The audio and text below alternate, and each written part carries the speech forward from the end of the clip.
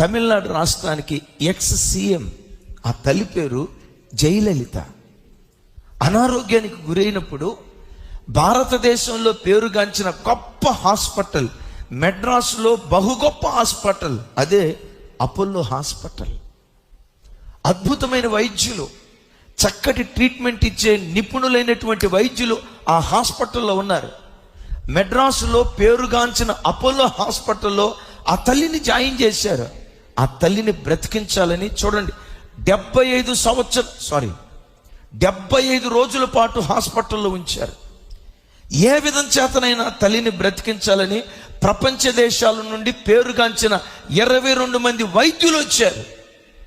ఆ దేశం నుంచి ఈ దేశం నుంచి పిలిపించి వైద్యులను, ఈవిడి సీఎం, ఈవిడ బ్రతకాలి, ఎలాగైనా బ్రతికించండి అని 22 మంది వైద్యులను ప్రపంచ దేశాల నుంచి పిలిపించి 75 రోజులు ట్రీట్మెంట్ ఇచ్చారు.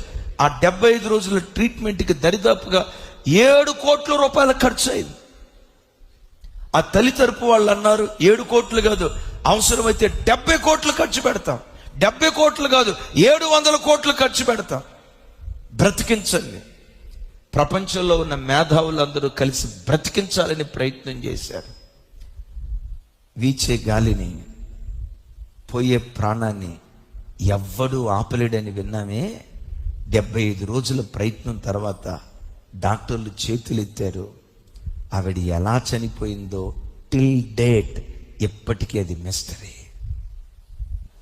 బిడ్డలారా, భయపెట్టాలని కాదు, నీ మరణం ఎప్పుడుందో, నీ మరణ గడియ ఏ రోజుందో, ఎక్కడ ఎప్పుడు ఎలా రాలిపోతావో ప్రపంచంలో ఎవ్వడికి తెలియదు.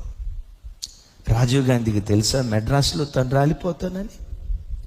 ఇందిరాగాంధీకి తెలుసా తన కావలివాడిగా ఉన్న సైనికుడే తనను చంపేస్తాడని? తన ఇంట్లో ఉన్న ఫ్యానే తనకు ఉరితాడై తన ఆత్మహత్య చేసుకొని చనిపోతానని కోడెల శివప్రసాద్ గారు అనుకున్నాడా? అరే, ప్రజల కొరకు నేను సేవ చేస్తానని, ఆ ప్రజల కొరకు పరిపాలన చేయటానికి ప్రయాణమే వెళ్తున్న వైఎస్ రాజశేఖర రెడ్డి గారు అంత అకాల మరణాన్ని ఆ రీతిగా పొందుతారని తను అనుకున్నారా? బిడ్డలారా, మన కళ్ళ ముందు వారందరి జీవితాలు ఎలా ముగించబడ్డాయో ఒకసారి చూస్తారా? నీ జీవితం ఎప్పుడు, ఎక్కడ, ఎలా రాలిపోతుందో తెలియదు.